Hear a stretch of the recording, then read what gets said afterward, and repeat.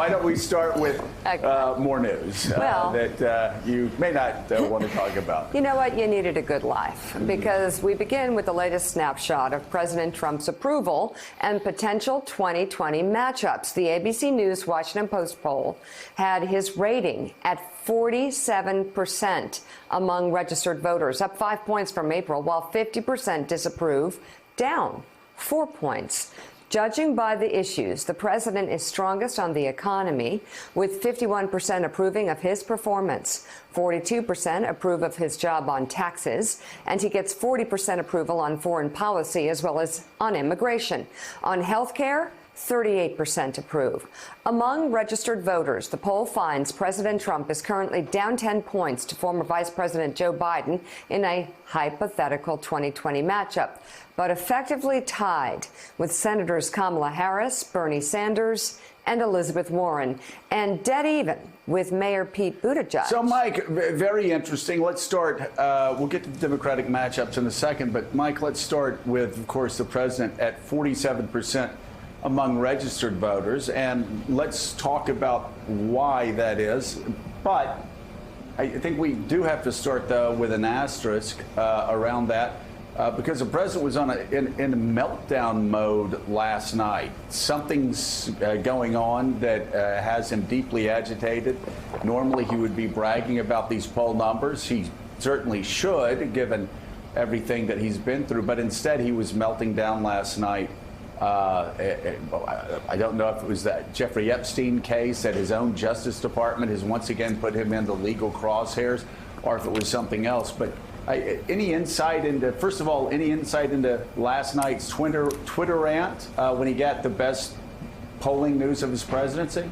Well, isn't it part and parcel of his behavior as president, Joe? I mean, any other president feasting on these economic numbers on a daily basis, on a weekly basis, would focus solely on the economics of his presidency, on the fact that the economy is booming. Wouldn't talk about anything else. But this particular president seems to veer left, right, all sorts of different directions. When things bother him internally, as you say, I don't know what it was that was bothering him. It was a recent hire by Fox News that was a one tweet, things like that. But he's distracted from the main goal, I would think, of his handlers to focus on the economy and try to convince people that this is why he would deserve a second term. I think the biggest thing in that poll, though, Joe, if you look at the internals, is the number of women who will not support Donald Trump under any set of circumstances.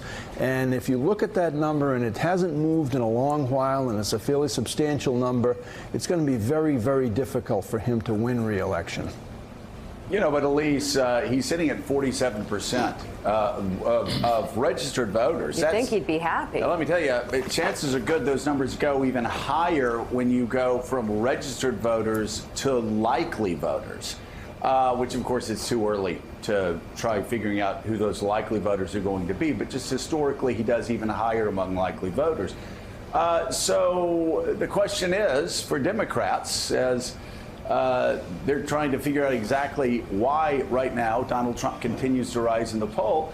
Question is whether it was their own performance of the last Democratic debate that finally sharpened the focus of a lot of Americans who said, well, wait a second, I really like the generic Democrat against Donald Trump, but I don't really care too much for the people I saw in Miami last week.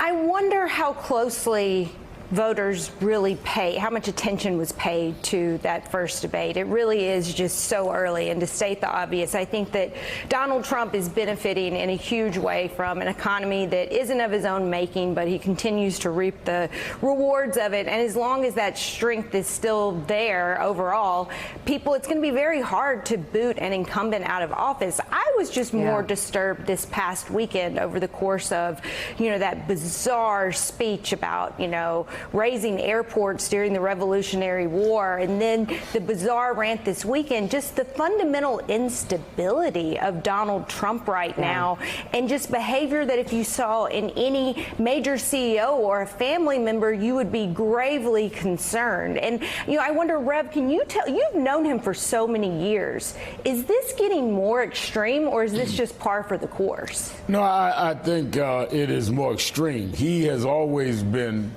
different, let's put it that way, and always been a megalomaniac. But I don't recall him ever seeing airports in the 18th century and denying climate change. I think that we're seeing him, either the pressure of being president has made him worse or there are other factors. But he's clearly gone beyond even the bizarre behavior we were used to in New York. Thanks for checking out MSNBC on YouTube, and make sure you subscribe to stay up to date on the day's biggest stories. And you can click on any of the videos around us to watch more from Morning Joe and MSNBC. Thanks so much for watching.